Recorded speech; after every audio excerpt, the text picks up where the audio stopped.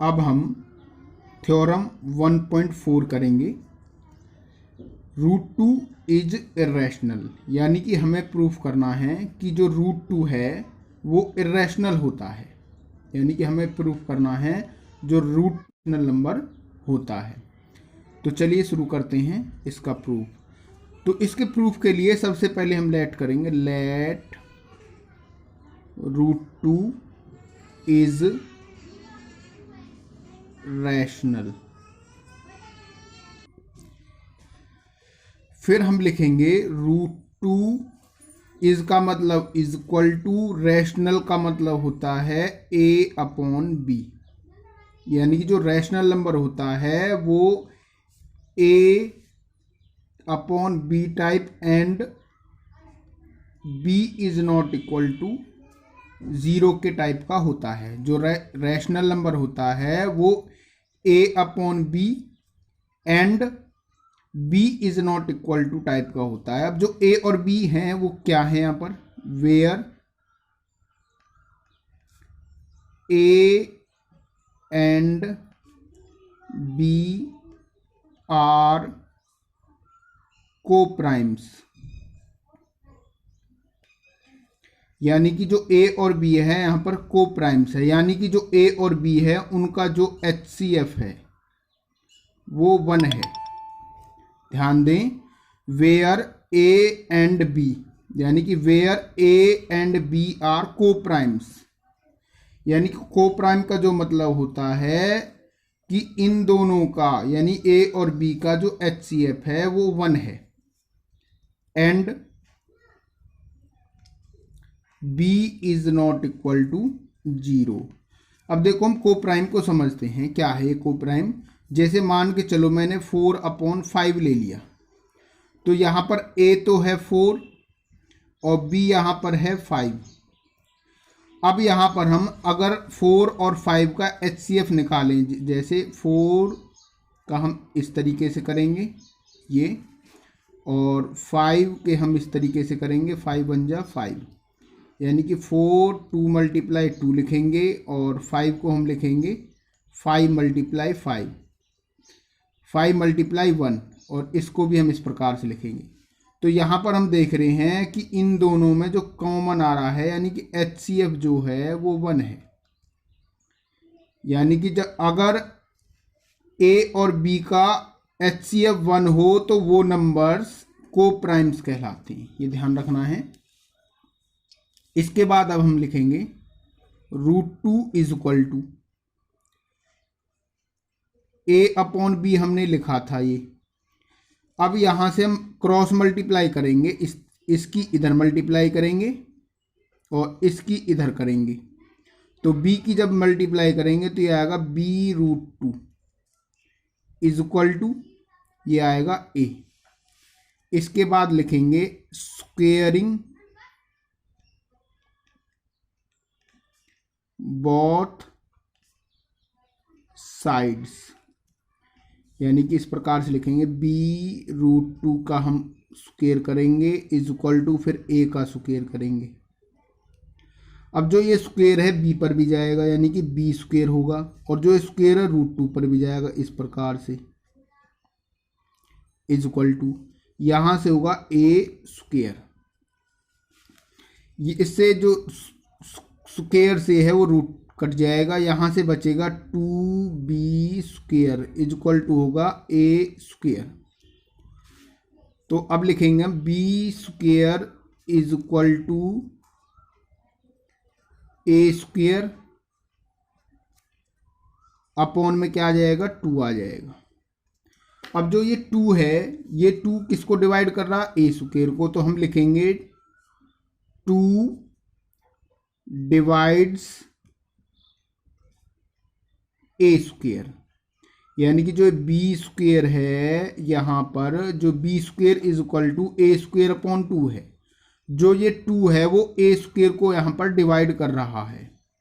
तो इसके बाद लिखेंगे, यानी कि जब ये a² को डिवाइड कर रहा है तो कहीं ना कहीं ये, अगर मैं इसको लिख दूं a × a लिख दूं, a² को a × a अगर मैं लिख दूं तो ये कहीं ना कहीं 2 जो है a को भी डिवाइड करेगा, यानी कि या इस ए को करेगा इसको, तो अब फिर लिखेंगे हम 2 डिवाइड्स ए,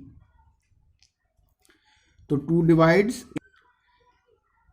अब इसके बाद लिखेंगे हम लेट, यहां से लिखेंगे ए, डिवाइड्स की जगह लिखेंगे इज इक्वल टू, और यहां से लिखेंगे 2, और 2 के साथ हम कोई सी लगा देंगे इस प्रकार से। जो ये सी है यहां पर लिखेंगे where c is some integer. हम यहां पर लेट करेंगे, किस प्रकार से लेट करेंगे, फिर से कि लेट ए डिवाइड्स की जगह इज इक्वल टू, फिर यहां से लिखेंगे 2 और सी लगा देंगे। जो ये सी है ये यानी कि सम इंटीजर है यहां पर, और यहां पर अब हम लिखेंगे put a is equal to 2c in equation 1, यानी कि हम इसको इक्वेशन 1 मान लेंगे। यहां पर लिखा हुआ 2b² is equal to a², इसको हम इक्वेशन 1 नाम दे देंगे। तो इस इक्वेशन में हम पुट करेंगे a is equal to 2c²। तो जो इक्वेशन 1 है वो है 2b² is equal to a²। अब जो ये वैल्यू है हम a की जगह रखेंगे, यानी अब लिखेंगे हम 2b² इज इक्वल टू, इस a की जगह हम 2c रखेंगे, यानी कि 2c और इसकी पावर 2। अब यहां से आएगा 2b² इज इक्वल टू, इसको जब हम स्क्वायर करेंगे 2 की पावर 2 करेंगे तो 4, और c की पावर 2 करेंगे तो c²। यहां से b² is equal to 4c² upon में आ जाएगा 2, तो यहां से 2 1 जा 2 और ये कैंसिल होगा 2 पर, तो b² इज इक्वल टू आएगा 2c²। अब हम इसको इस प्रकार से लिखेंगे, 2c² को हम इधर लिख लेंगे और b² को उधर लिख लेंगे। तो यहां से हो गया c² is equal to b² upon में 2। अब इस लाइन से हमें पता लग रहा है कि जो 2 है वो b² को डिवाइड कर रहा है, तो हम लिखेंगे 2 डिवाइड्स b²। अब देखो b² को मैं क्या लिख सकता हूं, b मल्टीप्लाई b लिख सकता हूं, यानी कि 2 कहीं ना कहीं या तो b को भी डिवाइड करेगा, यानी कि अब लिखेंगे 2 डिवाइड्स b। अब इसको हम नाम देंगे, देखो इस इक्वेशन को नाम हम दे देंगे 2, जो ये पहले आई थी, और इस इक्वेशन को नाम हम दे देंगे 3।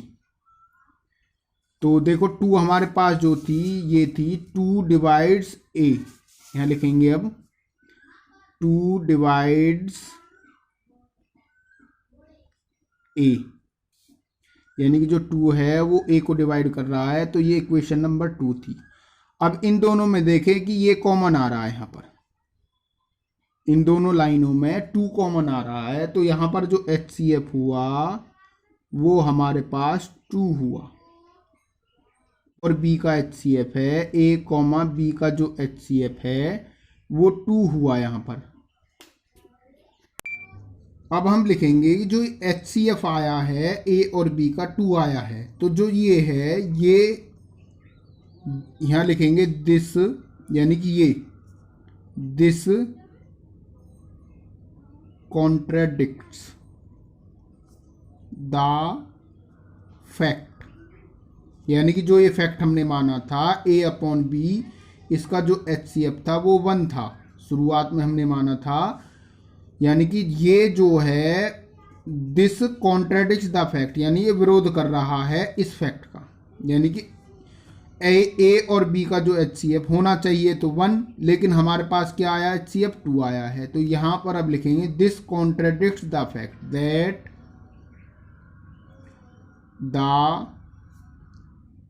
HCF a, b is equal to 1, यानी कि ये जो HCF आया है वो गलत है, यानी कि जो ये HCF आया है वो गलत आया है।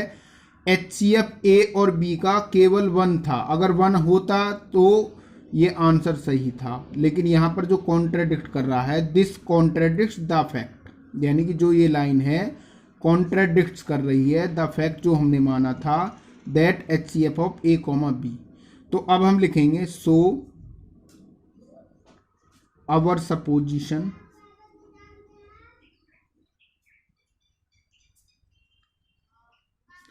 इज रॉन्ग, यानी कि जो हम मान के चले थे कि √2 इज इरेशनल, तो वो हमारी जो सपोजिशन थी वो रॉन्ग थी।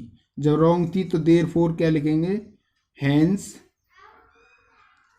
√2 इज इरेशनल।